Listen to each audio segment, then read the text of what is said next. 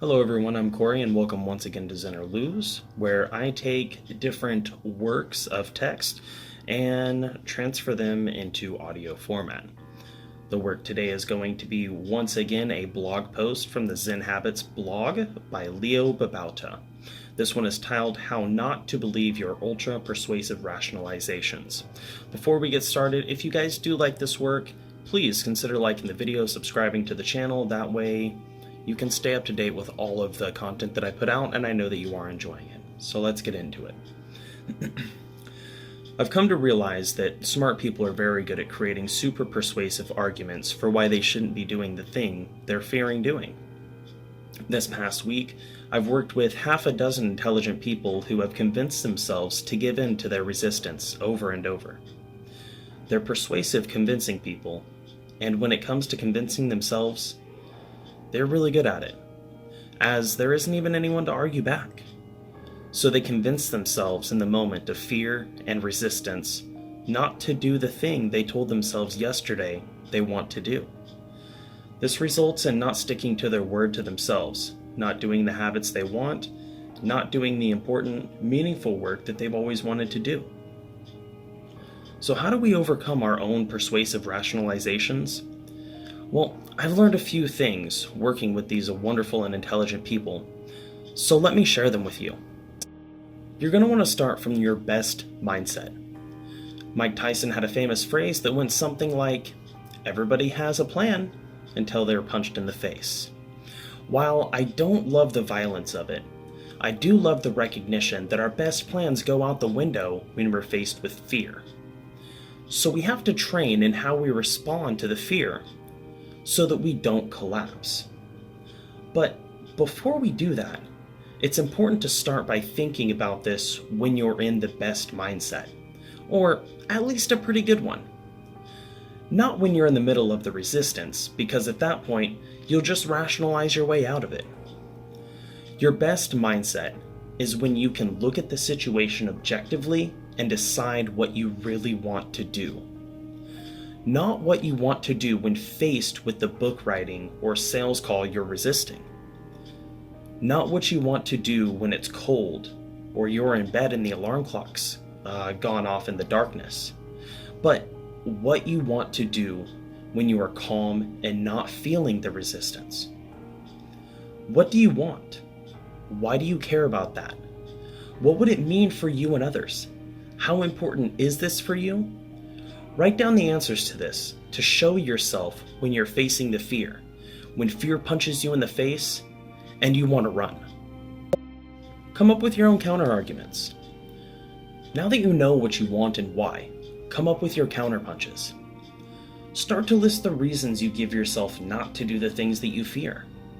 You can add to this list later, when you see them in the wild, but for now, just list the ones that you can remember. And then write down a good counter-argument for each one. Each rationalization will be at least partially true, which is why they're so powerful.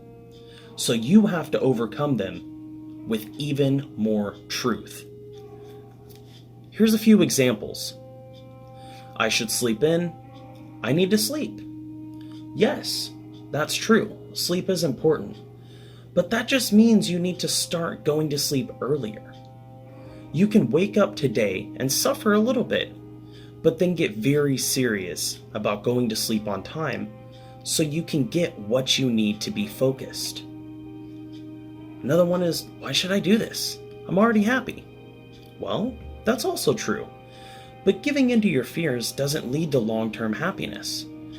Breaking your word to yourself doesn't lead to self-trust. Doing the thing you said you really want to do will, however, lead to long-term happiness. Another one is, just this one time won't hurt. It isn't a big deal. That's true, except that it is a big deal, because you're breaking your word to yourself. It will hurt because one inevitability leads to another. So you're forming a pattern that will hurt you. This is the argument I made so I could smoke cigarettes. And it always ended up hurting me. So look at the evidence. Has believing that rationalization hurt or helped you? I didn't think so. The last one we'll look at is, well, I'm simply too busy. Yeah, you're busy. But are all the other things you're doing more important than this? Can you say that with absolute certainty? Because yesterday, you decided that this was important and that the other things weren't as important. Maybe you shouldn't renegotiate with yourself right now, but wait until you're in your best mindset to reprioritize. These are just a few of the common ones. You can probably think of many more on your own just right now. If not, watch what you tell yourself next time you try to put off important things and write down the rationalization. What would convince you not to believe your rationalization? Write it down and tell it to yourself at the moment of difficulty. The last section we're going to go over is training in the moment of resistance. It's one thing to write these things down and have counter arguments ready for yourself.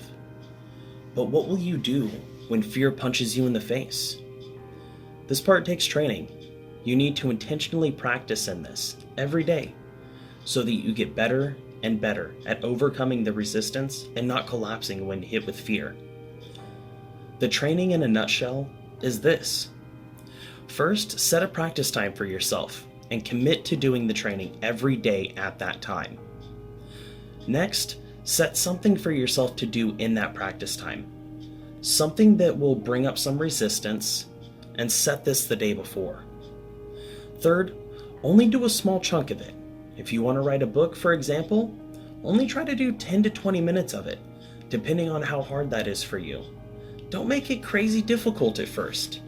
You're only human. Fourth, notice what happens when the time comes to practice. What do you do?